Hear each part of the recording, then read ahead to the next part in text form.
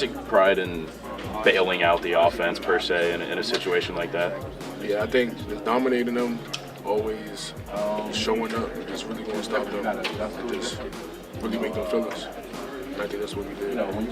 Where do you feel like you're at now through 5 weeks? Obviously, you changed positions, you changed schools this offseason. Where do you feel like you're at right now? I really feel like I really got better at some of the things that I had to work on when coming here, and I'm still learning every day and I'm getting better every day. So yeah, I think I reached I'm to a point where I got better from where I was on the first game. Yeah. So I'm just progressing day by day, game by game, just taking my time with it. What do you want to focus on during the bye week? Just getting better, defense, individually, as a D-line, offense too, just everybody just getting better at everything. Yep.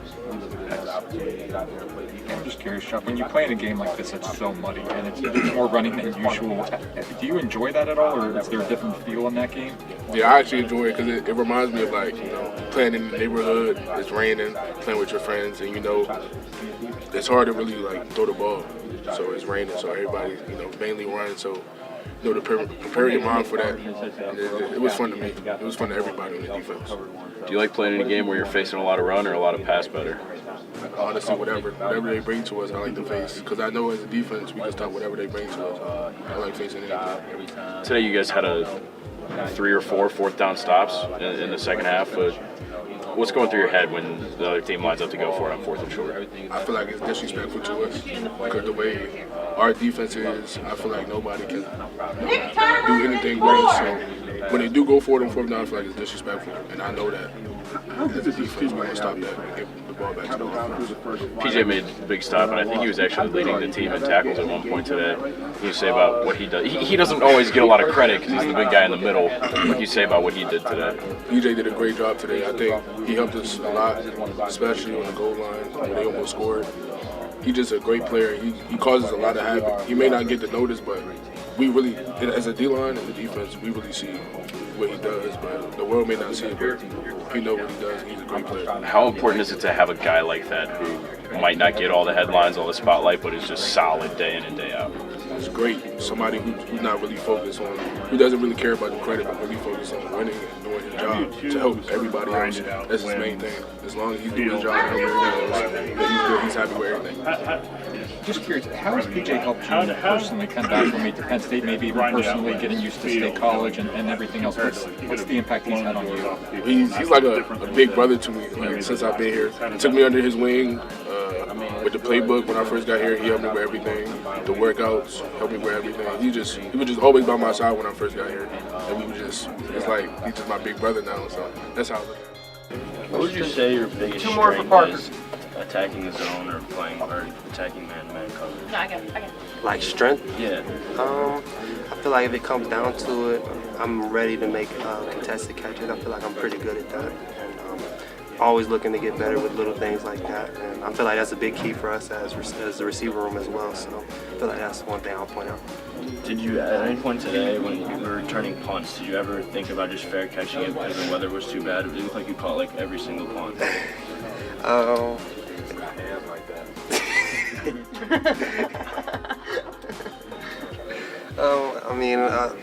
Our coaches do a good job of helping us with those things each and every day. We catch those punts every day, no matter if it's raining, snowing, anything. So they get us prepared well. So I feel like that was a big key and confidence with that.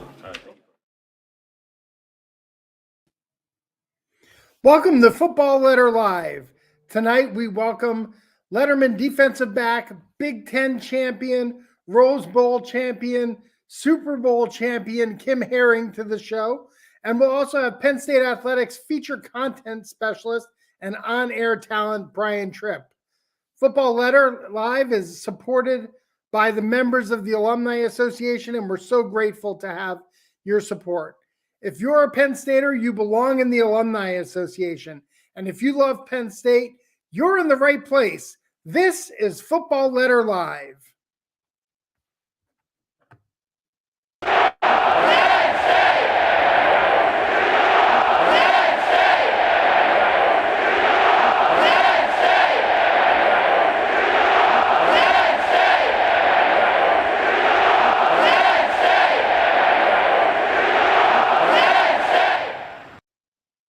Well, welcome to a bye-week edition of Football Letter Live. I am joined, as always, by John Petishnock. John, welcome. How are you doing tonight? I'm doing great, Paul. Good to see you. Good to hear you. You know, there are teams that need a bye. We're not on a bye. We've got another show coming at you tonight. Two great guests, Brian Tripp. Guarantee you've seen him, and if you haven't, I'm pretty sure you're going to recognize his voice. Play-by-play announcer for Penn State men's ice hockey, Penn State baseball, and Kim Hearing. Not many people can say they're a Big Ten, Super Bowl, and Rose Bowl champ, and so really nice show tonight going into the weekend.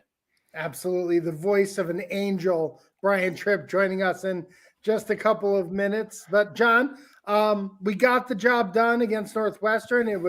It was wet, it was raining, it was a little sloppy, but again, came out of this week 1-0. Yeah, and again, it was sort of each week is going to present a different challenge. In this past weekend, you could make the case that it was good that Penn State faced some self-inflicted adversity. The true freshmen, Katron Allen and Nick Singleton, have really burst on the scene, did a really great job on Saturday. There's a little bit of turnovers there, but you're going to expect that in those types of conditions. I was on the field all game. You're not just imagining things. It was wet. It was hard to hold on to the football. Also really impressed with the defense that continues to do as well as they do. And for what it's worth, I think we're starting to see some of Manny Diaz's personality burst through, not just in Penn State's defensive approach, but also him on the sidelines. After one of the turnovers, I believe Curtis Jacobs came over and Manny Diaz got some air. We got that in the photo gallery and in the video. And so I think what you're seeing is that the team, I think, one, is building confidence, especially with the younger guys. And two, I also think that it doesn't hurt them to have a little bit of a break just to kind of catch their breath, reevaluate some things. And so I think, this is a good time for a bye for the team, especially heading into the 3-game stretch that they've got coming up.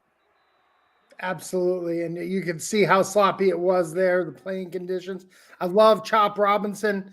I could just end the sentence there, but I love his description and of kind of the old game of backyard football or playing in the neighborhood, right? That's how I remember it was. You'd go outside, you'd play in the rain, you'd come back all muddy. But I couldn't agree more. We had the opportunity to face adversity. We had the opportunity to showcase our defense, right? We're 5 consecutive possessions with 3 and out. I don't know that I've seen that in a long time at Penn State, but it's always good when defense can rise up and win a game. Yeah, and I don't, the exact number, I think after Penn State had 5 turnovers, and I think the total yards that Northwestern gained after those 5 turnovers, it was minimal. I mean, James Franklin and the coaches and players, they always talk about sudden change defense after a turnover, or the defense needing to come back on the field right away. They excelled there in that area Saturday, and really they've excelled all season. And you talk about the conditions. That's old school football. Right. Like this was one question we didn't get to Spider last week about the 2010 Outback Capital One Bowl. That was sloppy. I mean, Saturday came close to rivaling that. And so I think you see some old school tendencies, some old school grit in this current team.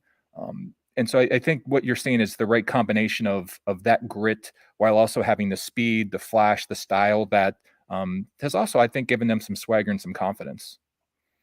Well, John, it's time for us to turn our attention to Michigan. And as an alumni association, when the Nittany Lions go on the road, we go on the road with them with the Roar Tour. If you are planning to go to Michigan and you want to get together with Penn Staters before the game and you want to see the band and hear the band, see the cheerleaders, get your picture taken with the Nittany Lion, hear from our new president, possibly meet the new athletic director, then you should attend the Roar Tour before our game at Michigan. More information about that event on our website at alumni.psu.edu. John, the trip to Michigan, we love going to the state of Michigan because we have strong alumni chapter and volunteers up there.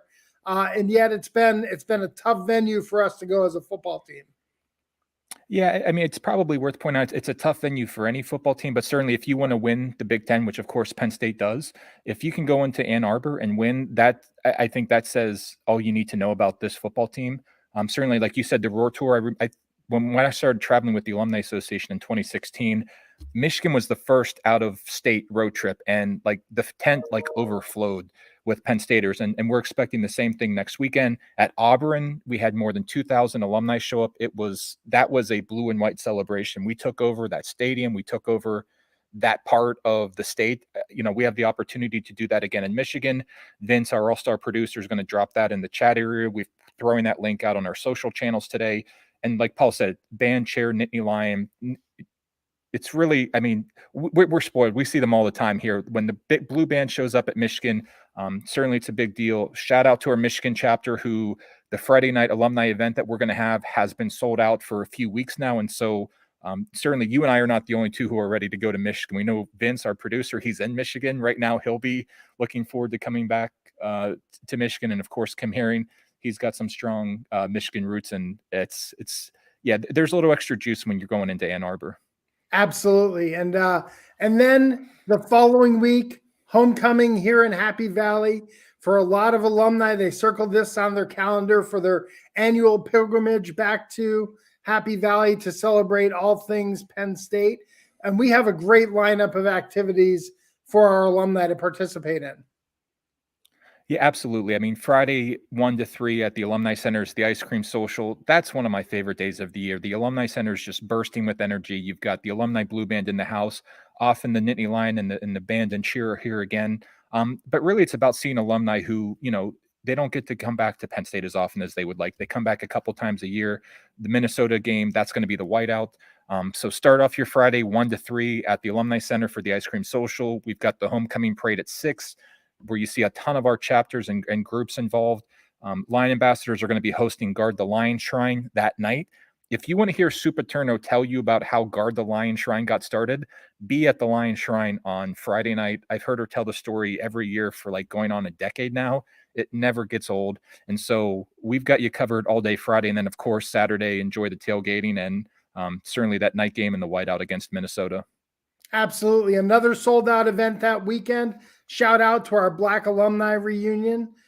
They have been planning this reunion for the better part of 2 years, and the numbers are fantastic. They had to cap it at 250 people coming back for that reunion, and so we're really excited to welcome back all of the Penn Staters during homecoming weekend. As always, you can stay up to date. You can stay up to date with everything going on game days. Visit our game day page on our website at alumni.psu.edu/game day. Well, hey, John, we've got 2 guests in the studio. Let's go ahead and get to them. First, we're going to talk to tonight. I said he's the voice of an angel. 2011 Penn State grad, a wealth of experience in broadcasting. He's the play-by-play announcer for men's ice hockey, for baseball. He's a feature content specialist and on-air talent in athletics. He's with the football team every day and covers seemingly every single part of Penn State athletics. He's here, he's there, he's everywhere. He's like Roy Kent. Please welcome to the show, to Football Letter Live, Brian Tripp. Brian, how are you tonight? I'm doing well. That's quite the introduction. I hope I live up to the billing. And I can attest, as John was talking about last weekend, I think it took until Tuesday, maybe even Wednesday afternoon to dry out from being down there on the field. The field looked great. It wasn't quite like that Capital One Bowl, but it was soggy. There's no doubt about that. Yeah, absolutely. Brian, we're excited to have you on the show. Penn State football off to a 5-0 start, ranked in the top 10. What are 1 or 2 aspects of this team that stand out to you most this season? Yeah, I think the first thing, when you look at what they've been through in the early goings, having to start a Big Ten game on the road at Purdue, coming back home, and then the ability to go to Auburn and win in that environment, come back home again, battle the adversity, as John talked about with the turnovers against Northwestern. They are battle tested. There is no doubt about that. So I think that's the first thing, how battle tested they are. And the second thing is just what Coach Franklin talked about from Big Ten Media Days on. It's the depth, and we've seen that so many times throughout the course of this season already, the impact the freshman class has had on this team, obviously at the running back position and what Abdul Carter's done at linebacker. So to put the experience that they had coming back with all that young talent, you can really see the depth and the impact that has made so far, and I think that will carry them forward. It's a 1-0 mentality for them every week, but when you're playing a Big Ten road game against Michigan, against a physical Minnesota team back here for homecoming in the whiteout, and then Ohio State, those 3 games in a row. You're going to need that depth. It'll be tested because those will be some physical bruising type classic Big Ten football games. I'm glad you mentioned Abdul Carter. Talk about there's certain numbers in Penn State football history that are sacred, right? 22, and I think 11 is one of those numbers. He's certainly earned the right to wear number 11 here at Penn State. Yeah, he's just so smart as a young player. I think he's really invested in his craft as well, and you can see him getting better and better every week. Coming into the season, let's be honest, there were questions about that linebacker position and what would those voids look like that Penn State had there. And not only Carter, I think Kobe King's getting better every week. Curtis Jacobs, you can see his playmaking ability, and Jonathan Sutherland's just that steady, reliable guy as kind of that third linebacker spot to go along with Tyler Elsdon there too. But I love Abdul Carter. I think he's making plays.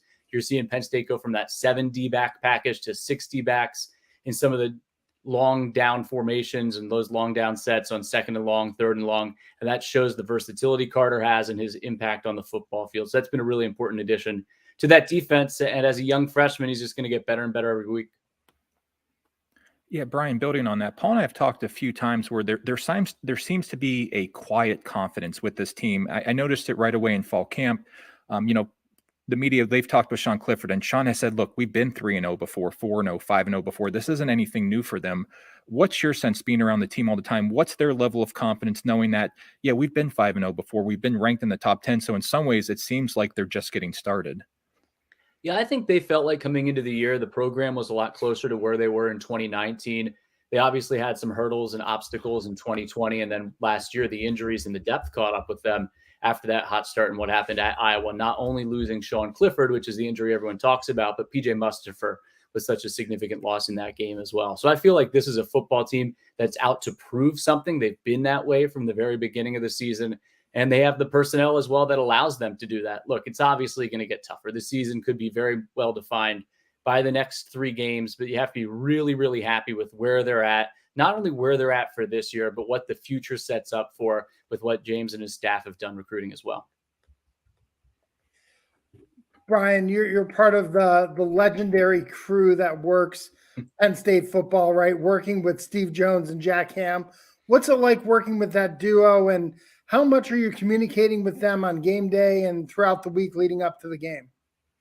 Well, it's a legendary crew because of them, not because of me. This is their 23rd season together, and they were so welcoming right from the beginning last year. I had known Steve for a long time, producing his radio show. He's a mentor, a friend to me, and he is absolutely the best at his craft. He is so well prepared.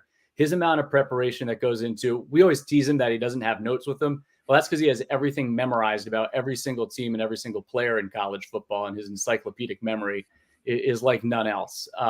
But he is so well prepared, and they are so, there's no ego. They're so humble for everything that Steve has accomplished in his career. And obviously Jack, I mean, the list of accomplishments goes on and on. You wouldn't know just by walking up to the guy what he's accomplished in his football playing career. And then I think his ability to see the game and translate that to a radio audience, which is way tougher to do than TV, because you're the eyes, you're the ears, you're breaking down everything that your audience can't see. And I think he breaks it down in a way that's easily understandable. But they're great. I mean, every week we're out, whether it's at practice or a phone call or on the road going out to dinner on the Friday before a game. It's so much fun to be around them. I'm still the young guy. I just try to soak it in. And I'm glad that I have a small part in it as well, trying to be the eyes and ears from the field and add some perspective that maybe they can't get from up in the broadcast booth, or if there's a fumble, a penalty, something that happens.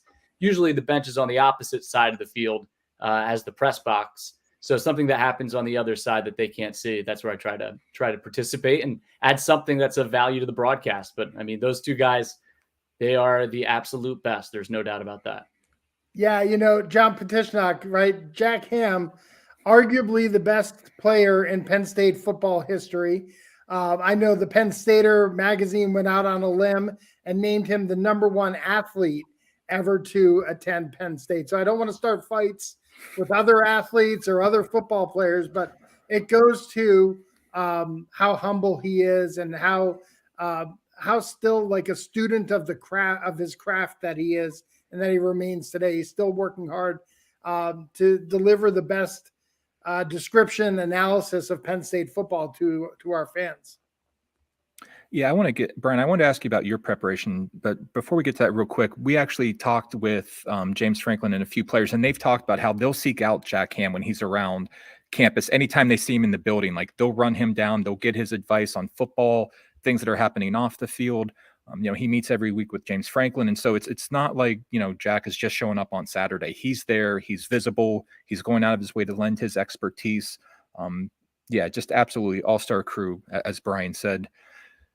Brian, you prepare too. So I remember looking at your social media feed over the years when you've been doing hockey games, and you post these photos of your notes and the lines, and I'm thinking to myself, how is it even possible? It is just so engrossing how you just surround yourself with that information. For you, when you're approaching game day, how often or how soon are you getting ready for your preparation, and what are you doing throughout the week to make sure that when Saturday rolls around, you're ready to go? Yeah, I didn't choose this seat on purpose. I was just trying to find a spot in my room that didn't have all Eagles stuff up right now, since they're off to an undefeated start as well. But I actually have one of those charts right behind me for hockey.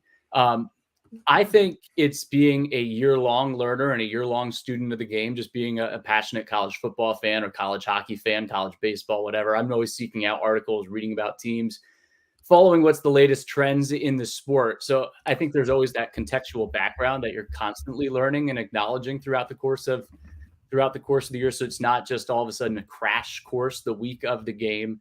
As you talked about, covering all of the teams and all the sports here at Penn State, trying to keep up with everything can be a challenge. So yeah, when the week of the game comes, it's diving into game notes, diving into roster bios. If it's hockey, memorizing names and numbers. But that preparation, I try not to be at the point where all of a sudden on a Friday night before a football game, you're diving in and learning things for the first time. I usually start 2, 3 weeks, 4 weeks ahead of time. And I like to have some background on every team going into the course of a season with the amount of stuff we do during the week, whether it's the Unrivaled weekly preview, our post-game show, other content with the team. I feel like you need to be prepared by Sunday, by Monday for that week's opponent. That way you're educated and up to speed on everything. And then you continually add to it and learn and find out little nuggets, adjustments, who's in, who's out, what kind of injuries are there, those things leading up as you get closer to the game. Well, speaking of preparation, Brian, we know Coach Guy Godowski is going to have our men's hockey team prepared for their first game this weekend. We were talking off air. I don't know if you want to call them the most disrespected hockey team in the history of Big Ten hockey, with what their preseason ranking was and is again this year, and how they finished in the Big Ten. But they begin their season this weekend at home at the Pagula Ice Arena, hosting Canisius on Friday and Saturday. You'll be on the call for those games. What are a few things that you're eager to see about men's ice hockey this year? Yeah, well, just like we talked about with football, the depth is first and foremost to me, adding in two really talented and experienced transfers. This is an older roster with Tor Linden, who played the last 4 years at RPI and was the leading goal scorer and leading scorer overall in the ECAC, had 20 goals last year in a very defensive-oriented league, in a league that's known more for its defense and goaltending. So to have him come in as a transfer, and then also Ashton Calder, who had previous stops at Lake Superior State in North Dakota, who enters the season with 100 career points.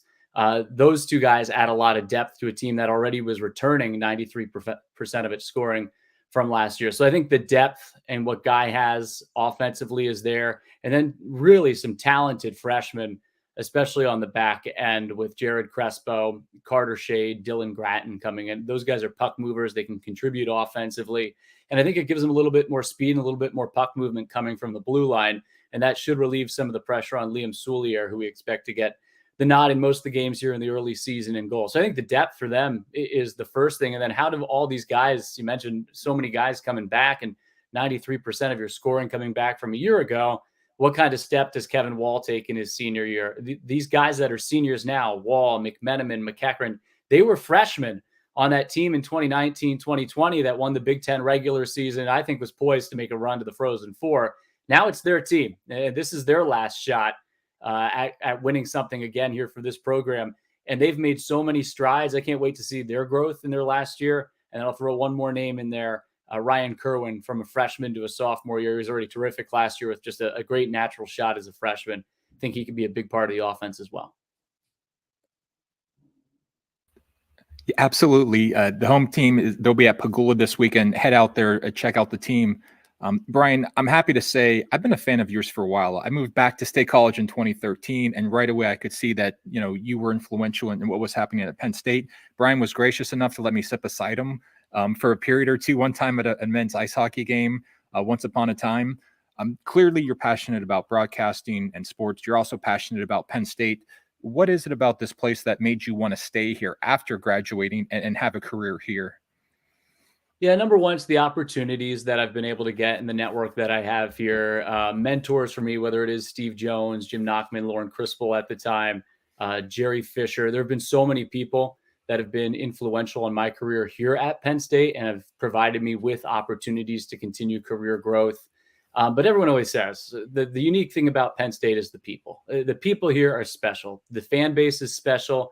Don't have to say that to anyone watching this that's affiliated with the Alumni Association. The passion of Penn State. I was a Penn State fan growing up. My family's from Pennsylvania. I grew up in Nazareth, same high school as Jahan Dotson. So I'm a local guy still, a Pennsylvania guy. And I think everything that this place has to offer professionally, but also personally, Happy Valley and State College is a great, great place to live because of what the opportunities are here. I like the outdoors, but also what the people have to offer. It's such a special place and there's nothing like it. And, it would take a really, really special opportunity to not be here in Happy Valley. And think about it, right? There have probably been some opportunities to go elsewhere for you. And yet Brian Tripp is old school, right? He stayed here, he grinded. I don't want to say that you waited your turn as if like they're taking turns for these jobs, but I mean, you stuck around and stayed at Penn State and it's really paid off for you. Yeah, and I've been fortunate too. Through my relationships at Penn State, I've done some stuff with the Big Ten Network. I've done the Frozen Four on Westwood One, calling the national championship for hockey. Some other regional, local, national, all those experiences. So while I'm certainly committed and passionate about all my work at Penn State, it's also opened up some other avenues for me professionally for growth. And I don't think I would have had those opportunities were it not for the people that are in my corner at Penn State, the coaches that I've worked with. And it's such a thrill to see a student athlete come in as a freshman, get to know them, their story, their families in a lot of cases, and then to see where they are 4 or 5, even 6 years later these days. But to see that growth, there's something about the allure and the college experience that I find so unique and so attractive to see that the growth of these young people, not only what they do on the ice or on the field court, whatever it may be, but then off of it as well, and to tell their stories. We have so many great stories here. Just did a podcast with Ishan from the men's basketball team last week, and he was actually the Pokemon world champion growing up, and now he's a Division I men's basketball player at Penn State. Like, who would have thought of that? And there's those stories across the board, across Penn State athletics. So it ultimately comes back to telling their stories and connecting the student athletes, the coaches, helping them whatever they need to do for recruiting, for winning, and connecting them with the great fans and the passionate fan base of Penn State. You don't find that many other places, if anywhere else.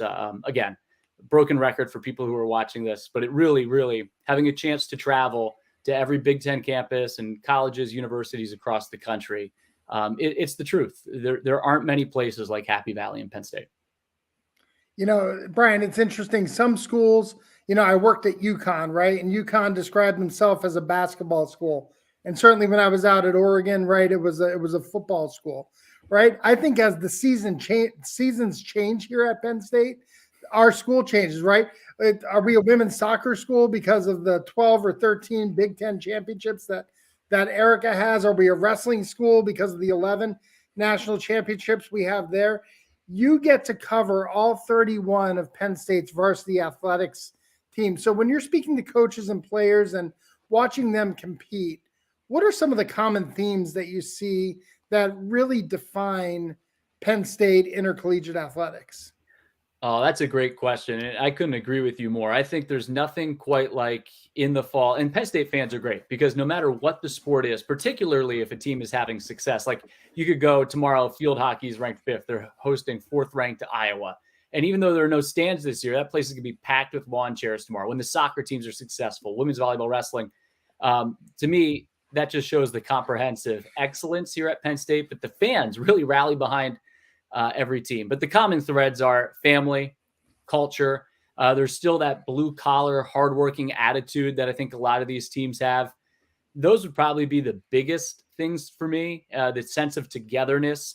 Obviously, I think coming with that and going with that comes not only success on the field, but there's each of these teams is committed in the community. They're committed in the classroom.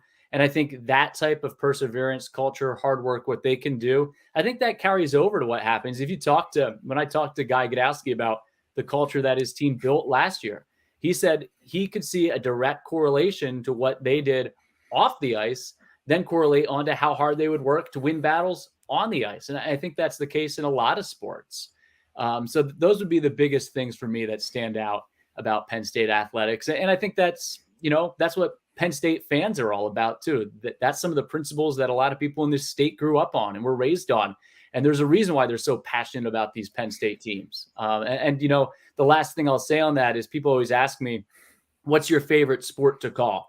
Well, in the fall, it's football. In the winter, it's hockey. And in the spring, it's baseball. And they're different. They're unique challenges. But it really is, to your point, as each season goes, that's kind of the way we're molded in that cyclical nature of college sports to just move on to the next thing, cheer them on, be proud, and see what our teams can accomplish. Absolutely. That's so well said, Brian. And we've been so fortunate to have some time with you tonight. We're going to end on a fun one here.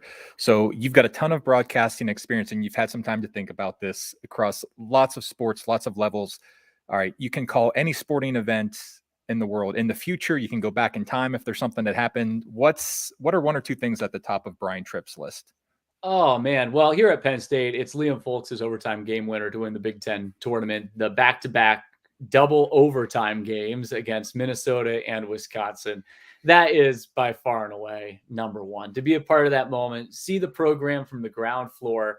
It's hard to believe this is the 10th year of Big Ten hockey and the 10th year of Pagula Ice Arena. But that was a statement win. It put them on the map, and just an unforgettable moment. Not only the moment, but everything leading up to it, having to knock off Minnesota in double overtime in the Big Ten tournament semifinals after one of the ultimate heartbreaks of all time happened at Pagula Ice Arena about a month earlier.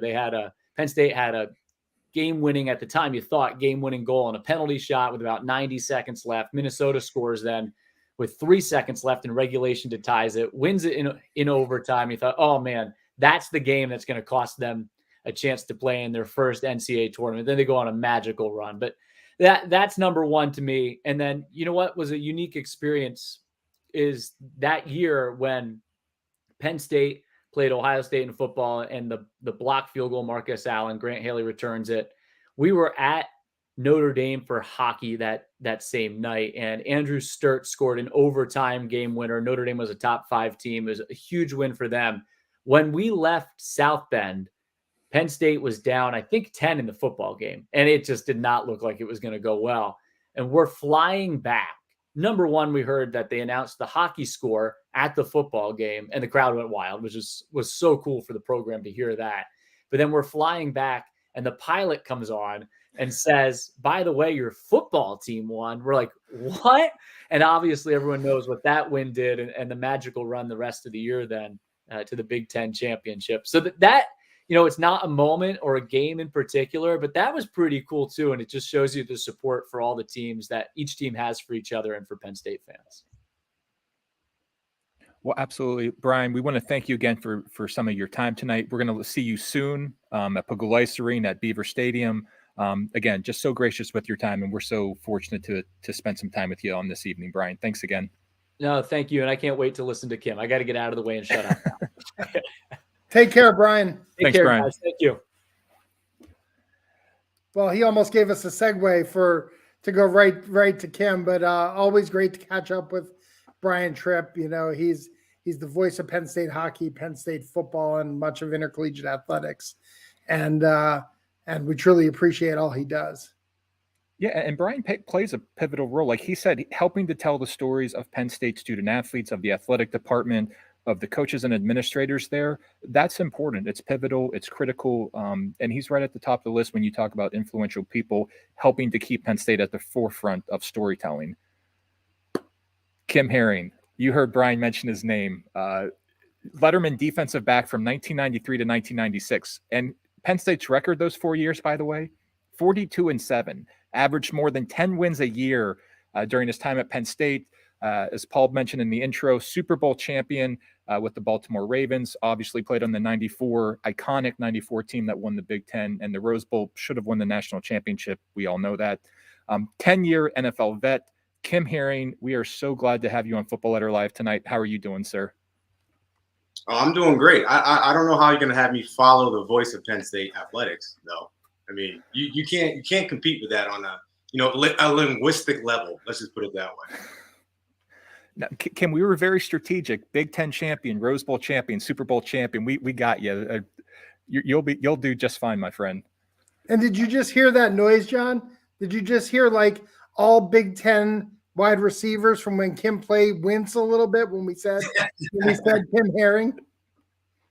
I think I heard that in the background. Yeah. Hey, Kim, we were talking before we came on air. You grew up in Detroit. Many of your family members went to Michigan. That was always an internal rivalry for you. Of course, we've got the Michigan game coming up next weekend.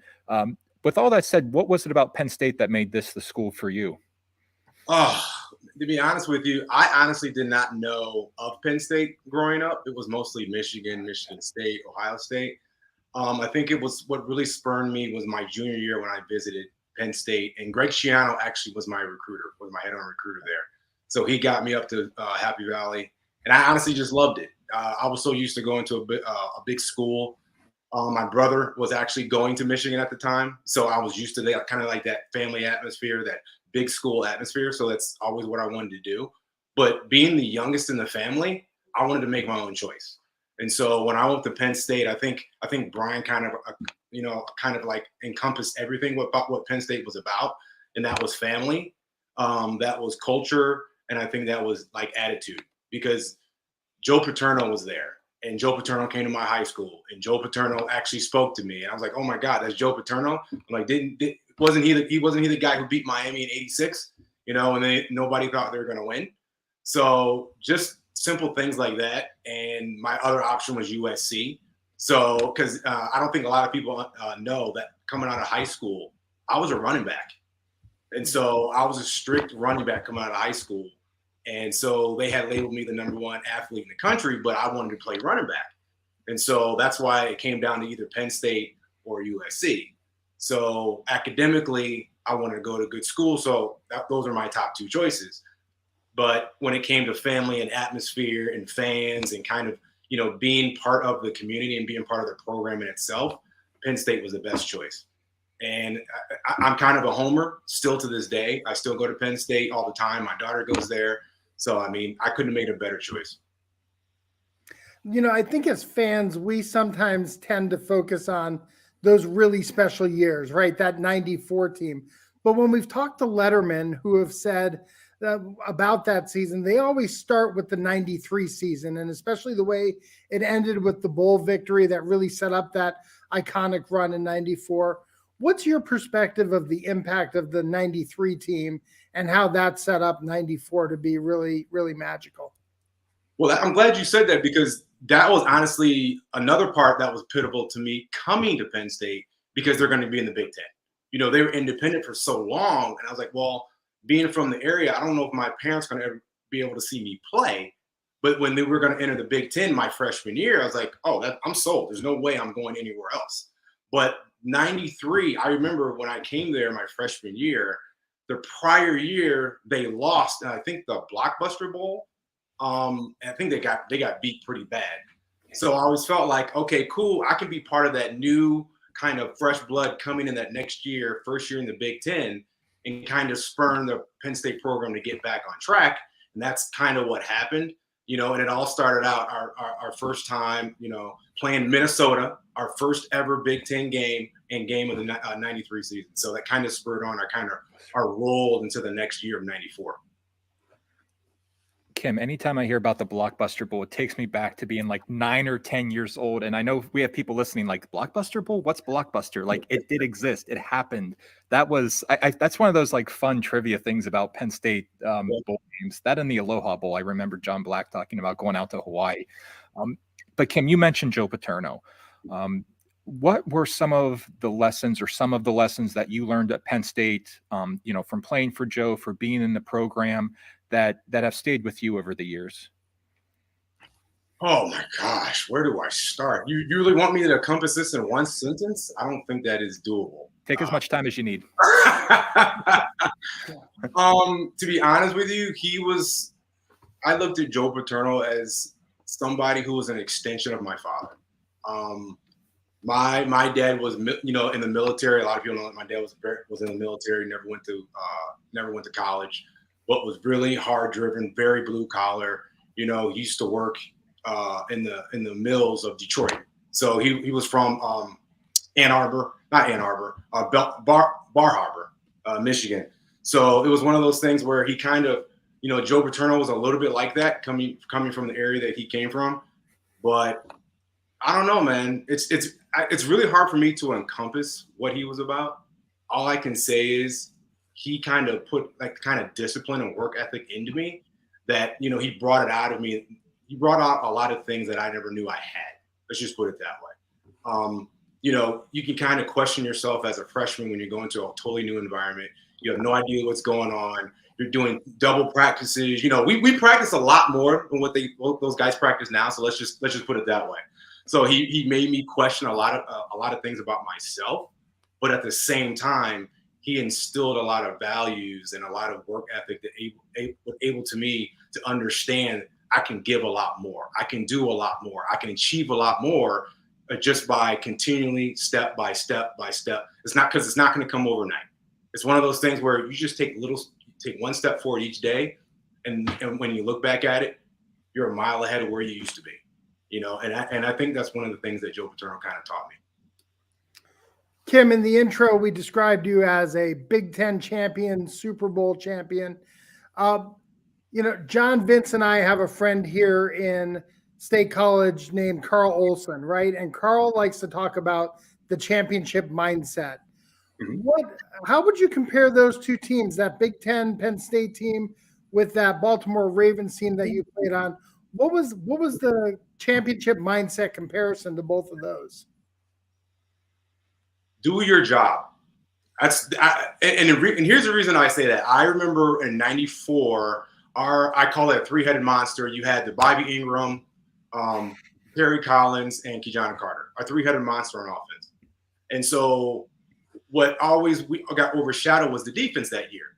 But people didn't realize that year the defense, we were on the field so much because our offense would score in 2 plays. And you're like, thanks, guys. You took 45 seconds off the clock. Greatly appreciated. But that being said, it was about do your job. Don't worry about the guy next to you because you trust him to do his job.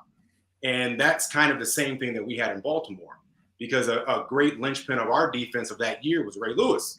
And he was always stressing, just do your job. Trust the guy next to you. Trust the guy next to you. He's going to do his job. Don't do somebody else's job because all that's going to do is get you out of position. So everything was built on trust and knowing the guy next to you was going to do what he had to do to get the job done. John, it's funny.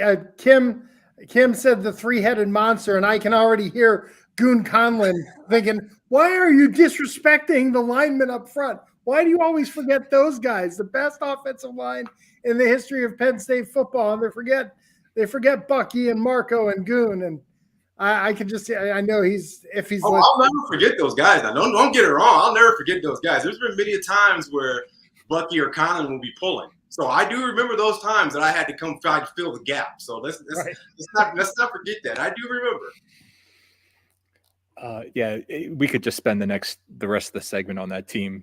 So we'll have to have you back, Kim, and just specifically talk about that team. Going from Penn State to the NFL, obviously strong lineage, even more so like in the last 15, 20, 25 years. But some things never change. What was it about playing at Penn State, being in this program, that prepared you for the NFL, and maybe even some things off the field in the NFL? Ooh, that's a good question. I think work ethic more than anything. I mean, we were put in situations. Joe Paterno put us in situations in practice, honestly, that made the game seem easy. So once we got to the game, it was like, oh, that's it. A 4th down and 5, and we had to make a play. Oh, I've been in this situation because Joe Paul would literally stop practice and be like, all right, we're doing goal line. You're going, what? Goal line? Right now? This is like we literally have 5 minutes left in practice. But that was just his demeanor. And so you got so used to getting uncomfortable, so to speak, and being comfortable being uncomfortable. And so when we got to the league, I do remember my rookie year, we had to do a fitness test. And so, but it was a little bit different than what people were used to. It was a lot of, calisthenics, which is pull-ups, push-ups, and all that. I literally did 30 reps better than everybody else because I was so used to doing that kind of training that John Thomas, at the time, our strength coach, had put us through, not realizing that nobody else in the country had done stuff like that. A lot of things were a little bit different at Penn State, and just that transition made everything so much easier. I mean, the program was amazing. I'm seeing kickoff classic highlights against USC, and it's taking me back to my childhood again. Oh my gosh! See, you gotta stop saying that, John. Because now you're telling me how old I am.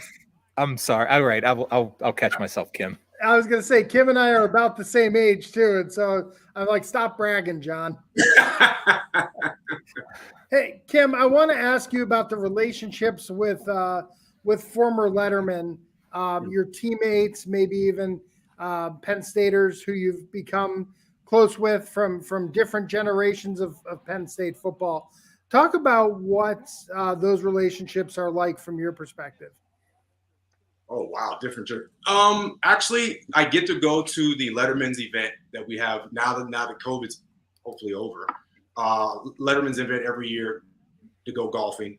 I think that creates a great environment for a lot of guys in different generations come back and kind of join each other and kind of learn about each other and say, hey, I heard about you. I don't know you personally, but you know what? I've heard a lot of things about you guys. I would like to get to know you. And then you start to realize, oh my gosh, you literally live like down the street from me in New Jersey. Or, and so it's amazing. It's almost like going to an alumni event that you never realized somebody might live down the street from you never knew. And so trying to make those connections, kind of, network with each other and kind of keep that Penn State kind of feel of, hey guys, we're still in this together. This is a brotherhood that we're going to take with ourselves for the rest of our lives. And I think that's one of the things that people don't understand about how encompassing football can be, how it can be a lifetime achievement. Yeah, speaking of that brotherhood, and you mentioned him a little bit earlier in the show, but you and Kerry Collins faced off on the biggest stage in pro football, right? He was with the Giants. You were with the Baltimore Ravens in that Super Bowl you played in, and you happened to get an interception off of Kerry Collins that day. Not the best day for Kerry, and certainly a victory for the Ravens. But I just wanted to check in. How's your relationship with Kerry Collins? Is he talking to you now? Has he finally forgiven you for that? Oh no, trust me. He's talking to me.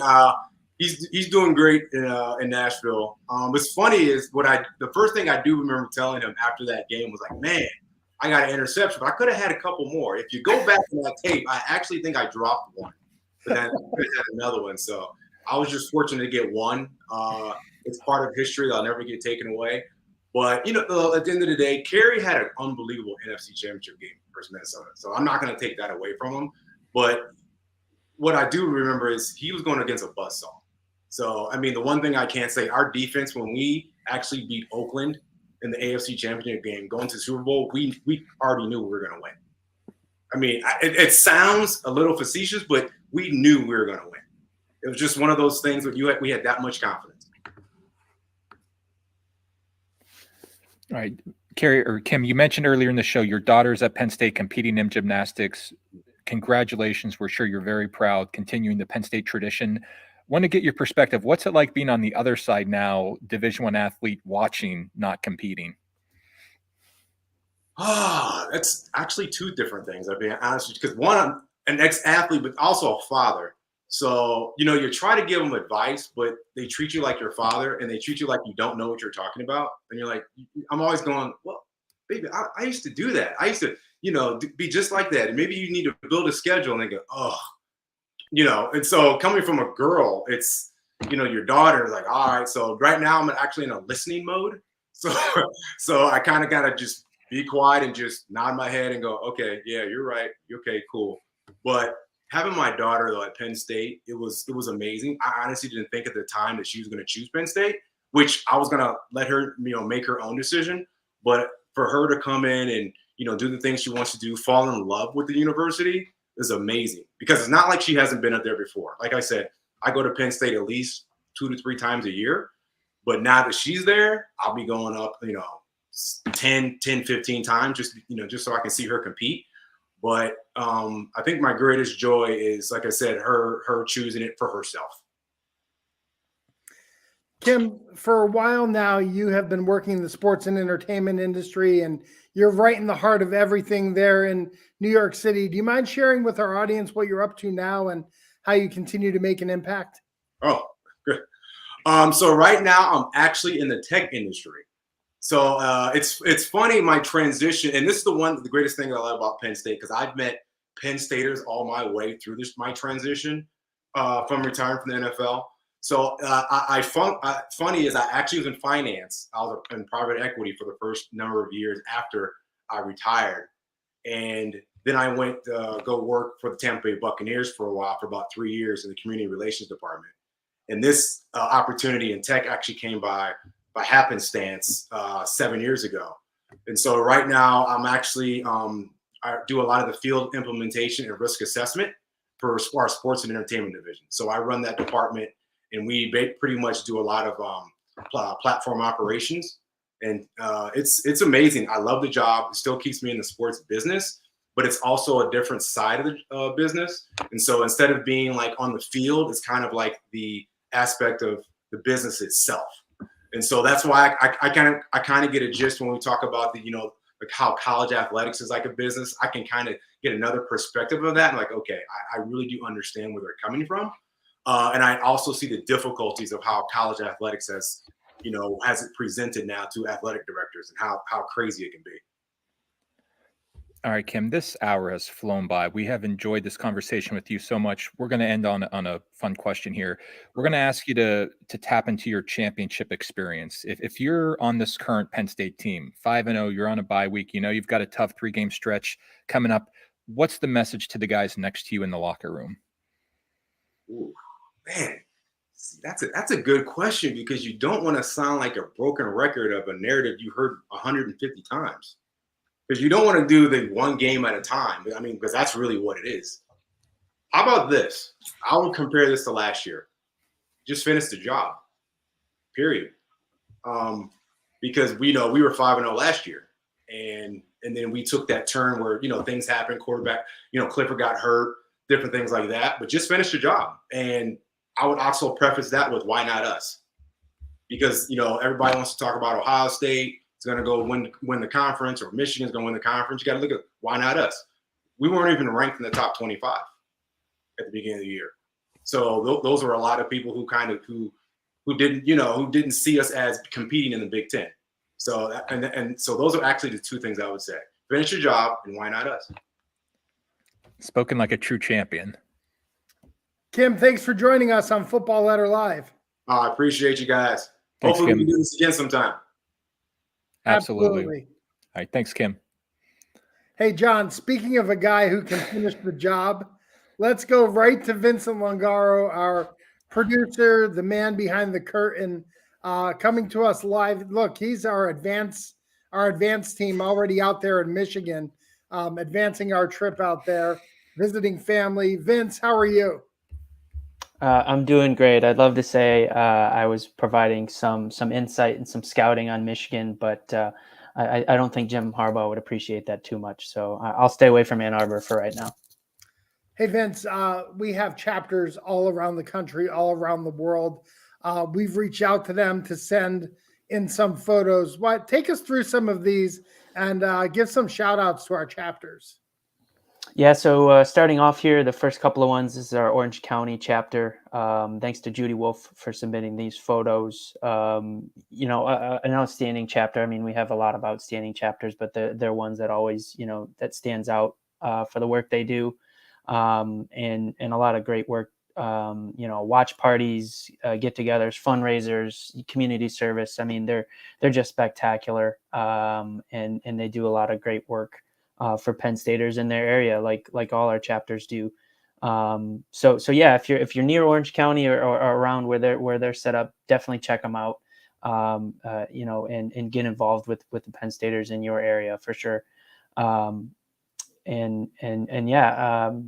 Hampton Roads chapter coming up here in a second, if I'm not mistaken, John. Again, a chapter that, if we ever ask for a shout out or a social call out, they're always one of the first ones to send John or I an email, kind of about what the work they're doing.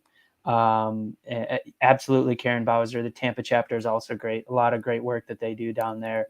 But yeah, the Hampton Roads chapter. I remember a couple years ago, I think they had a photo.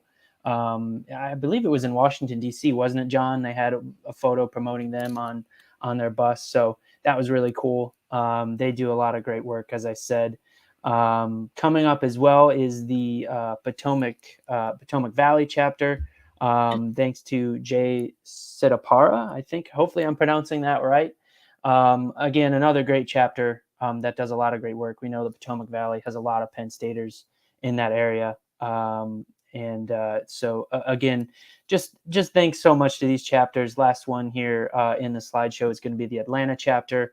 I'm sorry. Garrett Stevens is the president of the Potomac Valley, and he submitted those photos. Jay Sidapara is the Atlanta chapter.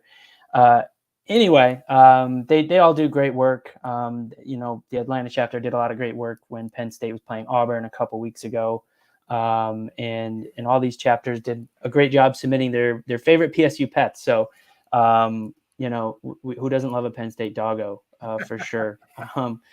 10 out of 10 in my book. So yeah, a shout out to all our chapters. If you're looking to get involved in a chapter near you, no matter what, I'm going to drop a link here in the chat, and you can check that out. But yeah, our chapters do a lot of amazing work, and Penn State is not just confined to Happy Valley.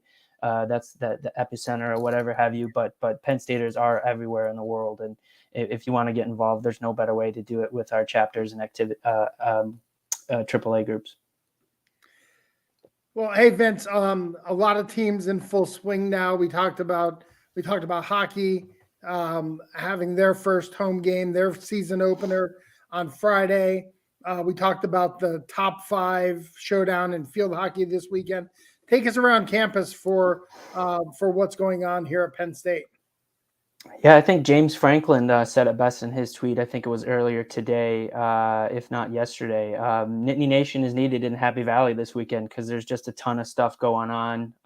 Tomorrow, you got women's hockey continues its season, a big matchup.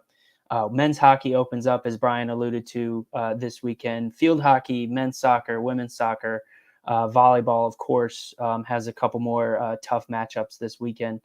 In the Big Ten and volleyball is just an absolute gauntlet. Field hockey as well, women's soccer. I mean, the Big Ten. People always want to say the SEC. It just means more, but I think it means more in the Big Ten because just every sport, it seems like the Big Ten is just a gauntlet. And so yeah, a lot of teams in action this weekend. Shout out to the cross country teams, the golf teams, tennis teams. They're all in action. So. If you're nearby where they're traveling to, make sure you get out and support them. If you're not back in Happy Valley, if they're home this weekend, just a ton of great athletic teams that deserve the same amount of support that football gets. Absolutely. Vince, thanks for coming on the show. It's this conference, right? It's one of the only conferences where you can finish 8th in the conference in women's volleyball and still be a top 15 team. Yeah, absolutely. Ohio State is 7-5, and I think their RPI is like number 3 in the country. It's crazy.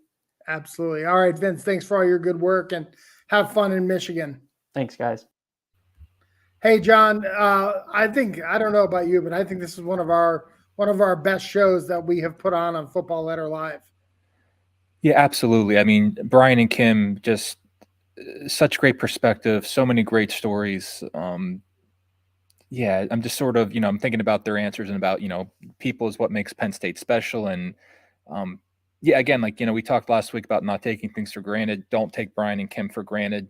They're both very busy guys. So to come on the show and share their expertise, it was great. Chapter photos were great. You might have thought you saw Charlie Pittman. You did. Chima Oakley, friend of the program, as Paul was saying. And yeah, just really nice stuff. And the Orange County chapter, every time Penn State scores, they throw the stuffed Nittany Lion in the air with the blanket. So if that's what you saw, that's what was happening in that picture. That's amazing. Shout out to Lynn Yingling for reminding us. Blue Bandorama, also Saturday here on campus. If you are around, go ahead and check out the Blue Band in their annual Blue Bandorama. Hey, John, thank you so much for a great show. Again, fans, remember Roar Tour going to Michigan next week. Make sure you sign up there.